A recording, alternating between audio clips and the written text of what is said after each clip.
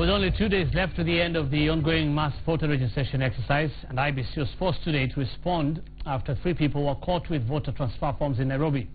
We speak to IEBC CEO Ezra Chiloba now on what lies ahead for IEBC and the Commission's preparedness for the 2017 election. Keep talking to us on 22422 on Twitter with the hashtag GamePlan2017. Thank you so much for making time for us tonight. I'll read a few tweets here. Marco Rango Roger says, vote we only need the IEBC to give Kenyans a credible and transparent election. That is on Twitter. Still on Twitter. I think guys still need another assurance. That's good why you're here. Paul Sewe Jr. says, Hussein, tell Chiloba that there were BVR kits in his sleeve and his denials won't wash. So you'll respond to that, there's no problem. And we also have Martin in Mombasa saying, from double registration to similar identification, that is double registration, and to mass voter transfer fraud, and now to illegal voter listing. Let Mr. Chiloba make assurances to this nation how the IEBC is planning to ensure the next general election is free, fair, and credible. We'll come to all that, and we'll let you explain that. Fast, 2 days to go in the registration exercise. 3 weeks, we already had 2.1 million voters out of a projected 4.2 million. By Tuesday, you should have a projected 6 million. Sure. That's not going to happen, is it? Most likely, we may not hit the 6 million. But I think whatever we get will be reasonable enough if you compare with other trends in the past. I think if we get 3 million additional to the 14 million that we have, we'll be talking about 17 million in total.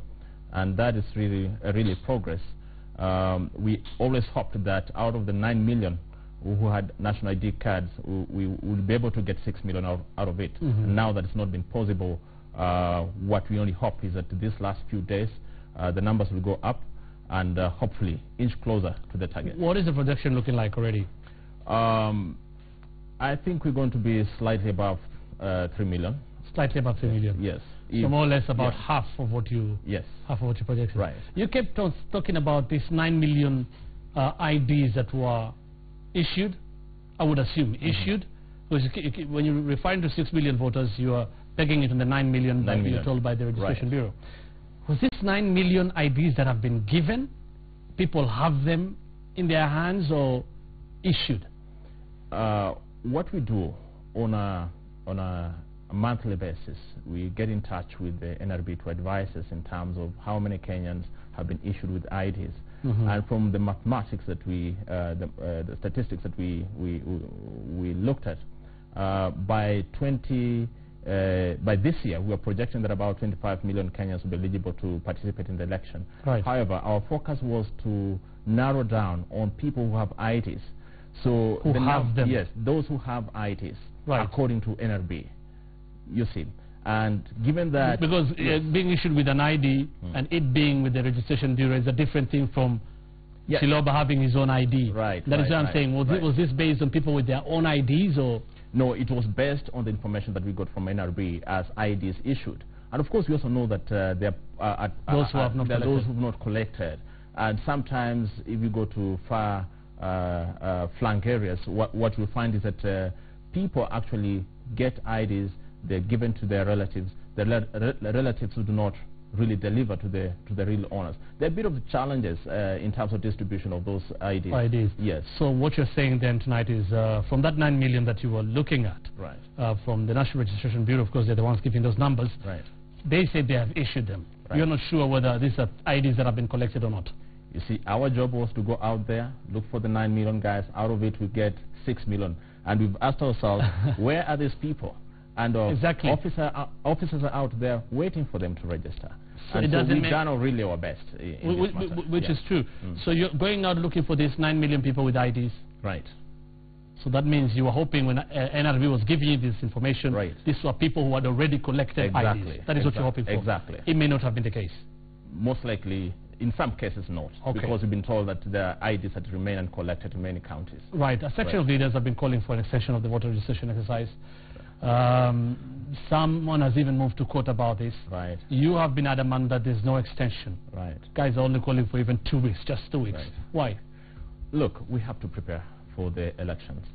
And the first time we need to test the credibility of the register will be May 10th. That will be 90 days before the election. And before that, we must bring together all this data from the field so that we prepare the provisional register that we're going now to verify from May 10th. and that requires a lot of time. So the point for us is that we need to go to verification with a certain number of voters so that we know out of the verification exercise how many are we removing from the register for double registration, and how many are we adding just because maybe during the administrative processing something happened. Right. So from where we sit, I think we need that adequate time to be able to prepare a credible register. Right. Right. So it's impossible then. There'll be no extension. We don't intend to extend. The only groups that we are focusing on in between will be the prisoners from that is after 14th. After 14th, that we, I think, on 27th. Then after that, we'll also focus on the diaspora. Right. And diaspora is the East African countries and South Africa. Right. With what happened today, last night in Italy, you responded today very swiftly, I must say, as IEBC. Right. People caught allegedly transferring voters from Nairobi to Mandera. They were caught with transfer forms. You've had Paul Sewe saying there were BVR kids in Italy, and his denials that is Chiloba will not wash. I'd like you for us to respond to that. And is there any new update on this from where you stand as IEBC? Look, we got complaints that there were kits that were found in Italy, and those kits were related to the ones that disappeared in Mandera East. So we got very much concerned as any ordinary Kenyans, but most importantly as an electoral commission. So we went to Italy, worked with the police, and what was established is that actually there was a room that had been booked by these individuals where they were running copies of the transfer forms, and there is no indication that actually there were voters being registered. Rather, there were people facilitating the illegal transfer of voters.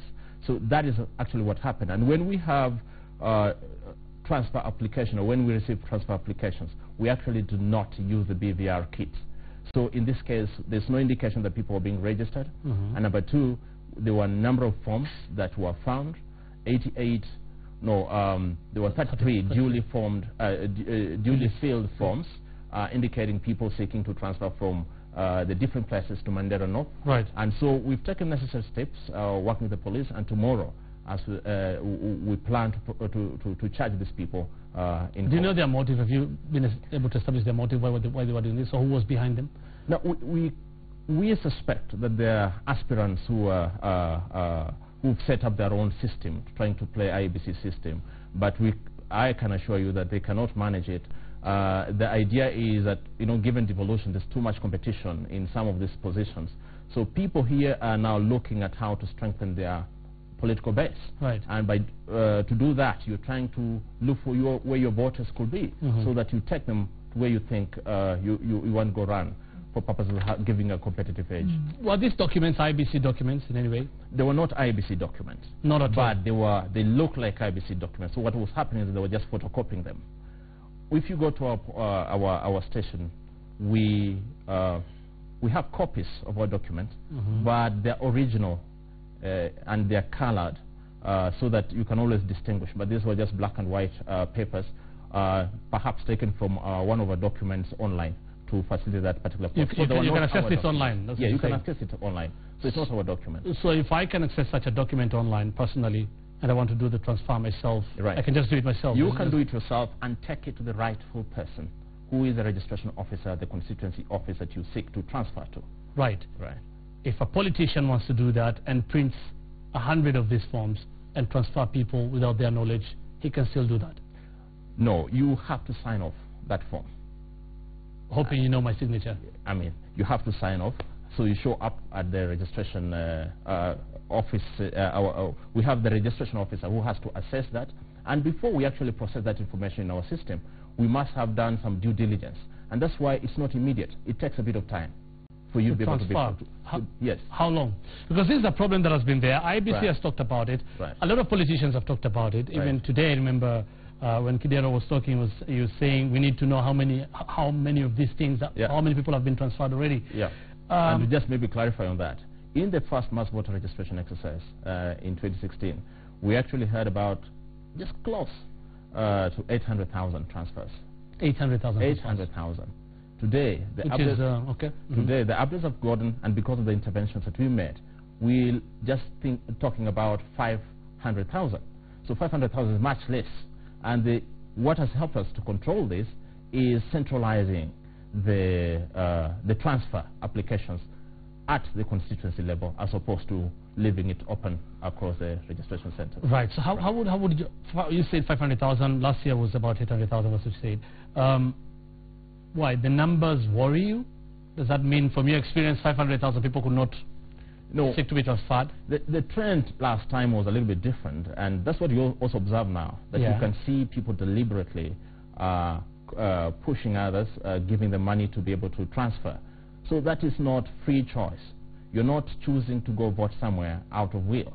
And in other cases, actually, what you're going to find is that somebody's trying to transfer, and they're going to do it several times. A lose-lose game. Okay. You go to Dagoretti North today, somebody transfers today, 2 days later he wants to go to Westlands. So who wins in this game? Really, even politicians themselves, and we advise them that they actually losers at the end of the day. There's no guarantee that these people will show up on the voting day. And by the end of next month, we'll be able to know how many people attempted to transfer more than once. And perhaps you're going to take necessary action. That is to transfer more than once. Yes. But generally, how difficult is it? I'm assuming it's very difficult to know whether somebody has been illegally transferred or not. You might. How would you tell if somebody has been transferred illegally? It's very simple now. When you go back to our system, if the registration officer in Dagoretti North feeds in information with an application, he has received a transfer from someone, and then the registration officer in Westlands also has received the same information, and you find that in the system, it indicates that this person actually attempted to transfer more than once. So it's easy for you to... Yeah, for us, at the end of the day, once we push all the data in the system, we'll be able to tell. Right. Yeah. That is if somebody complains, isn't it? Not necessarily. When you're going to do the analysis of the data, because we after the registration, we'll be able to tell. Right. Yes. Right. There's talk about that the BVR kits. You've said clearly there are no BVR kits. There are no BVR kits. All these are coming from, of course, of what happened in Mandera. Right. 3 BVR kits missing from the Arabia in Arabia. First, again, a question was asked. The registration process had already begun. How were those people who had already registered affected by this? And how did you take care of them after that? Okay, what happens in our system is that every day when we register, and we go to the field and we find that our BVR kit is there, and hooked on it is a flash disk. There's a special flash disk, which is a backup. And at the end of the day, that data is collected and placed somewhere else. And on a weekly basis, we take that information to the regional center. So what had happened in this case is that the registration officer had collected all the data collected for the day, and the following day was actually supposed to take it to the Wajir regional office. So I can guarantee you that the information on those people who had registered is already with us, and there's no one else who can actually use that particular kit because of the encryption that we have. And the only way you can decrypt or you'll be able to read that particular information is when you place it on our servers and not any other server. Okay. Yeah. How far are you with the procurement of the Kenya Integrated Election Management Systems? Well, we know initially it was the deadline was supposed to be 8 months. I don't know if that was 8 months. Now the law says 4 months. 4 months. 4 months. Again, that will mean at some point in May you should have it. Sometimes I think in April. In April, actually. In April, yeah. Which is there were delays occasioned by some of the disputes in court. When people have rights, they think that their rights have been violated, you allow them. So there were some delays of about 14 days, and we are hopeful that by May 30th we should have the system with us. Now, the only challenge that we are now facing, and we must think of it as a country and all stakeholders, is what we do on May 10th. May 10th is a date when we're supposed to avail the register to the public for verification. And the law this time requires you to have biometric verification. And you must go and actually place your fingers on the machine. Right. So we are looking at a possibility of basically looking at the second option of how we'll make sure that May 10th comes and succeeds. Which is? In this case, we are looking at either using what we already have or actually thinking of a quick way of actually acquiring an alternative system for purposes of May 10th. The other option, and the country has to decide, is whether actually we want to make that biometric verification mandatory. And we made our case last year to Parliament. We thought that maybe it was not necessary. It was important for us to focus on the general election. But then if they think that it should be that way, then we must make sure that we have this kits in place for that purpose. If not, yeah, there'll be a problem. Well, there might be a problem, but I think the country also has to understand. For a long time, the Commission had been saying a lot of things about these processes, timelines and everything, everything else.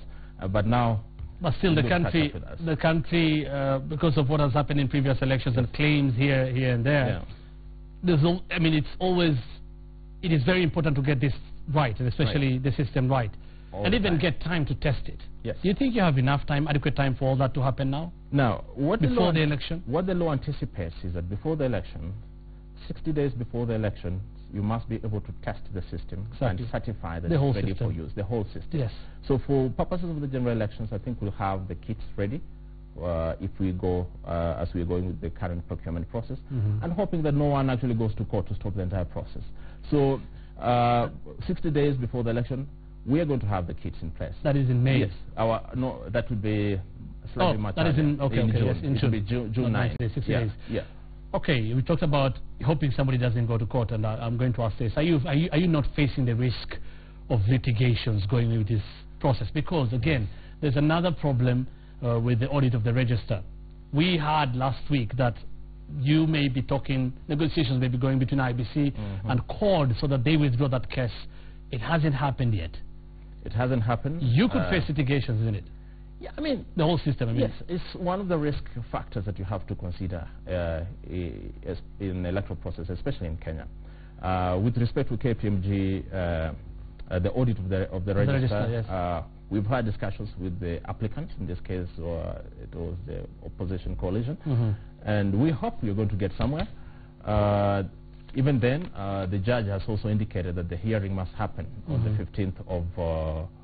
15th of this month. So that is just Wednesday next week. Right. So the idea is to fast track the decision making in that particular process so that we are back to the drawing board. Okay, and finally, you're yet to decide on whether IEBC will conduct party primaries for political parties. IEBC is not keen on this. Why? And is this something you're going to stand with? Well, the law demands that IEBC, once a party requests, then IEBC must be able to conduct those party primaries.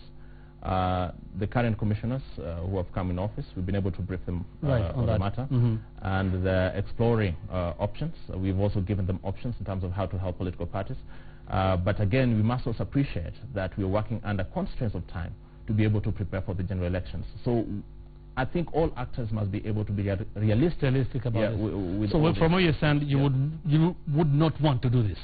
You wouldn't want to do primaries? We wouldn't want to do primaries. And actually what we've provided as an option is the Commission facilitates a mechanism that will allow outsourcing that particular service to professionals. Right. On Twitter, Joel Bosiri says, please, Chiloba, you need to create public confidence, then other things will work for you guys. I don't know what you think about that, because many people have been talking about whether IEBC is really in charge, and claims and counterclaims of rigging going on. And of course, there are other texts here, like Nairobi on Michael from Nairobi 2222 says, ask Chiloba how fake voters it is were able to find their way into the IEBC database if there are no rogue officials within the IEBC. The arrested individuals certainly had a means with which they would do this. Explain now. And how secure are their systems from hacking? This looks hopeless. And generally people saying, how would you assure them that this election will be free and fair? I think one of the important things that we must all agree on, that it's only the Commission that can guarantee that we're going to run free and fair elections. But even then, there is a role that is going to be played by different actors in this particular process. There's a lot of misinformation out there. And every time that we've attempted to clarify, you always get this pushback. People still do not trust that you're saying the truth. So what I'm urging the country today is, look, the Commission has its work cut out. Is there something we can do to ensure that we have a free and fair election come August 8th, 2017? So we put up our best foot forward. We hope that the technology is going to, the process of procuring the new technology will be done in good time. We're going to upscale our engagement with different stakeholders through concerted media campaigns at the national as well as the local level. And we're engaging with all political parties. We're going to support political parties where we, to the extent that we can. Okay. Yeah, and hopefully, come August 8th, all of us look back and say it was worth it. Okay. Yeah.